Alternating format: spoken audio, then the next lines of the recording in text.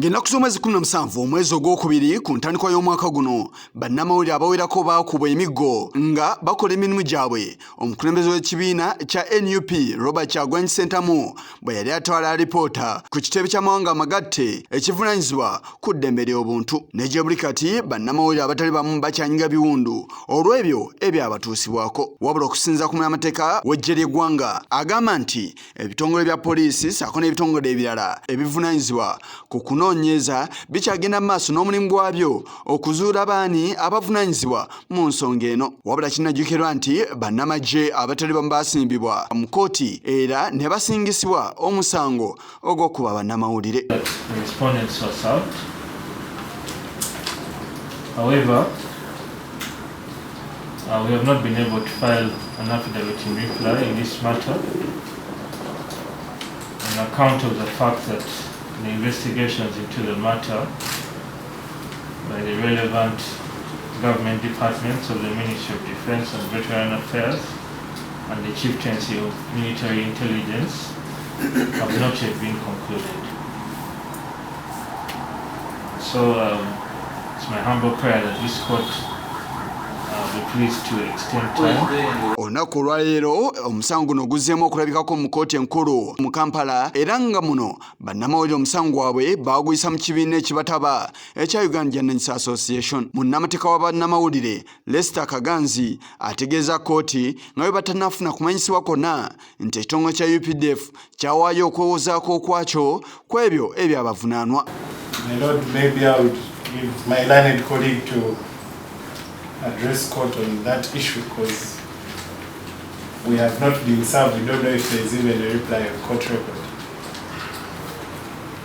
Wabula munnamateeka Frank Onezira ow'eggye ly'eggwanga ategeeza kkooti nga bwe beetaagayo akadde okulaba nga bassaamu okwewuzaako kwabwe si kye kyokka wabula n'omusango guno okubeera nga basobola okugumalira ebweru wa kkooti.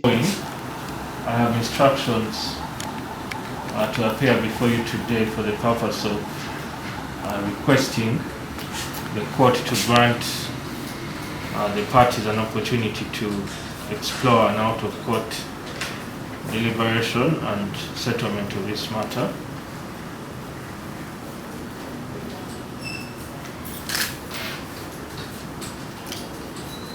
And I do pray that you grant the parties time to discuss and explore settlement of this. Bannamateeka wa bannamawulire bakkiriziganyizza ne munnamateeka w'eggye ly'eggwanga wabula nga bo baagala baweebwe ssabbiiti 2. Kino nno ye munnamateeka Onezira agamba nti abadde yeetaaga ebbanga lya mwezi mulamba buli kimu okukolebwako. I have no objection to the prayer for the respondents to be given time to file their affidavits in reply.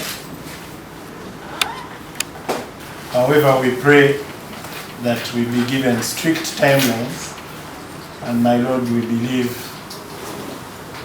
2 weeks should be sufficient. Matters hearing require more time than 2 weeks, and I humbly suggest a period of 1 month for the parties to explore a settlement, and this is on account of the process involved, meaning that the parties must share proposals, must schedule meetings in order to have discussions on the same, and 2 weeks may not be sufficient for that process to have properly commenced to a meaningful level to report to court. Omulamuzi abawadde ebbanga lya mwezi gumu okulaba nga buli kimu kiggwa.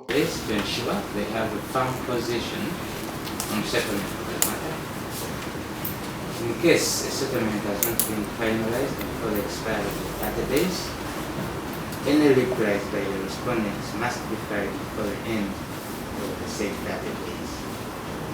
So by the time you come here, we should have a position or we should be able to proceed.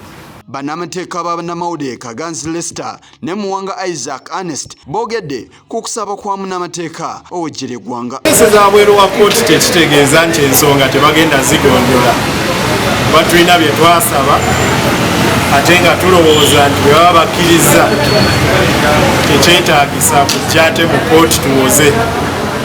naye nga ensonga ze twasaba kkooti okutuwa tulowooza nti zisobola okugonjola obuzibu bannamawulire bwe balina ne poliisi ne bannamagye. Mwezi ensonga mulimu nga okutukakasa nti ebintu bino tebijja kuddamu.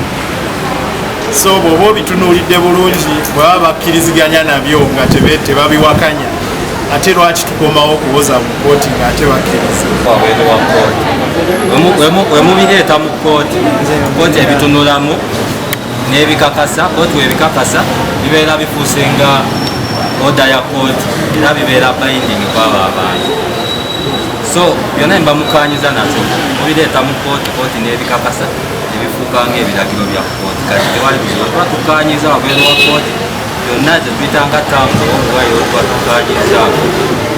Of era kkooti ejja kukakasa ebuyise. Omusango gwongezeddwayo okutuusa ng'ennaku z'omwezi 3 omwezi ogujja ogw'omukaaga. Yise Kigongo ku lwa Channel 44 olweggulo.